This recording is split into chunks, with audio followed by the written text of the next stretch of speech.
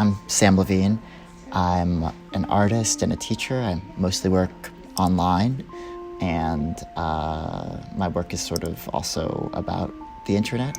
I studied literature as an undergrad, so I studied comp lit and sort of taught myself computers as a way to pay the bills. But like instead of trying to produce critique through the written word, I became more interested in trying to find these like experiential ways of critique.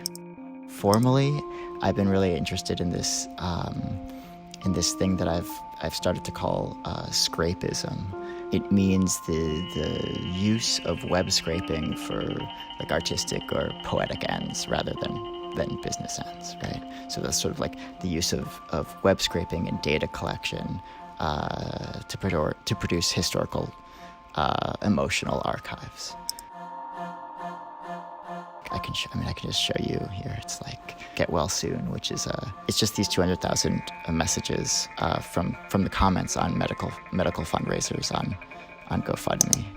It's this archive of like genuine solidarity and hope and care, right? But it's also an archive that shouldn't exist, right? Because it's the product of this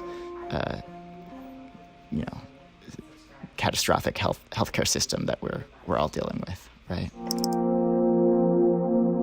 I've done 2 projects where, at least 2, maybe more, that involve like data from LinkedIn.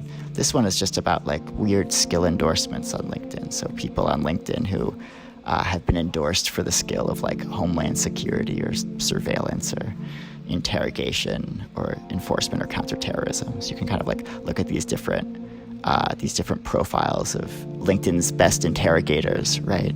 Or LinkedIn's best, highest ranked surveillors.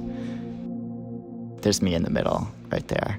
So these are people actually that have some, 2 or 3 degrees of separation from me on LinkedIn. I did a very similar thing a few years later, in 2018, where I did almost the same thing. I just downloaded all of the ICE agents who had put up profiles on LinkedIn, and I got into like there was like a tremendous shitstorm about it. It was on all over like Fox News and Daily Caller, and this is my LinkedIn profile picture, which Fox used for their article. And they said, developer Sam Lavigne, who claims to be an adjunct professor at New York University's Tisch School of the Arts. And this is my favorite part, because as if anyone would claim to be an adjunct, I would, if I was lying, I would claim to be like an actual professor, but whatever. So I thought that was really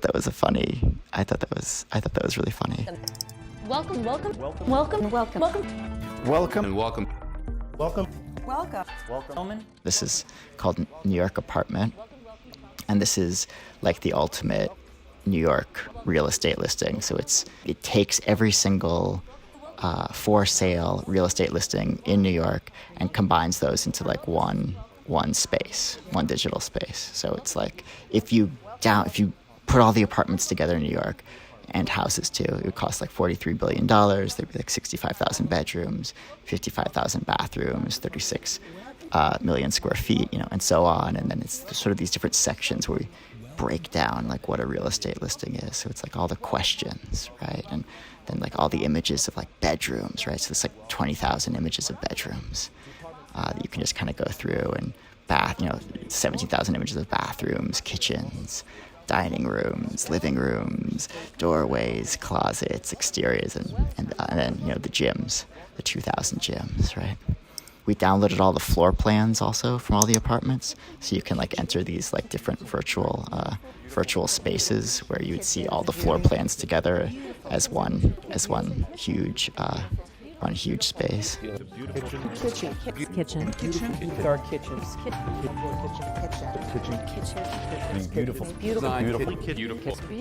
When you're dealing with data, right, the impulse, right, is of course to be like, well, we're not going to read it all. We're not going to look at all of the data. We're going to make something that reduces that data for us, that parses it, that filters it. And of course I do that too.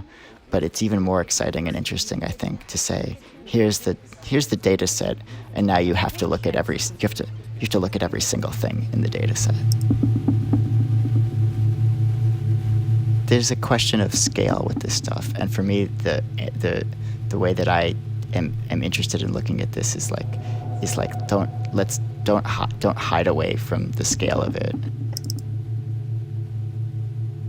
The other project was this white collar crime risk zone thing. This was a collaboration with Brian Clifton and Francis Singh for the New Inquiry, and this is sort of an attempt to reverse engineer predictive policing system using the techniques and tools that real predictive policing uses, but flipping the data set from data about street crime to data about white collar crime. And so it shows you on a map that actually is the entire U.S. Where it thinks white collar crime is going to happen, and kind of like the severity of those crimes, and then provides this most likely suspect that's kind of like a facial average from high-level financial CEOs who work in the area.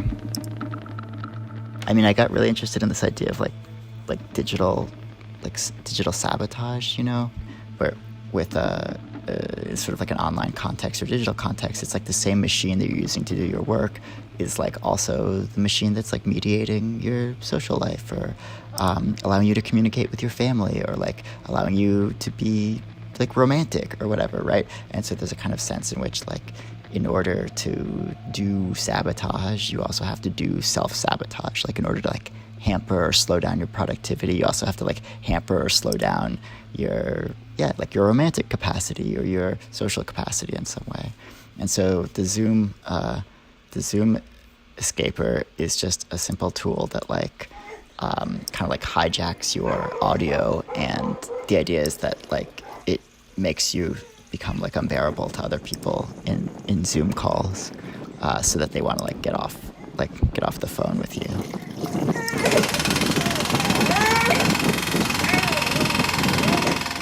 I made another one that I was more into, called the Zoom Deleter, which is like super awesome, and it's just like this little program that runs in your like menu, and then it deletes Zoom when it finds it. Just deletes Zoom from your computer, and if you like reinstall Zoom, it just deletes it again, over and over and over again. And then like only 80 people installed it. So I had to make something that more people would want to use. They weren't ready for it yet.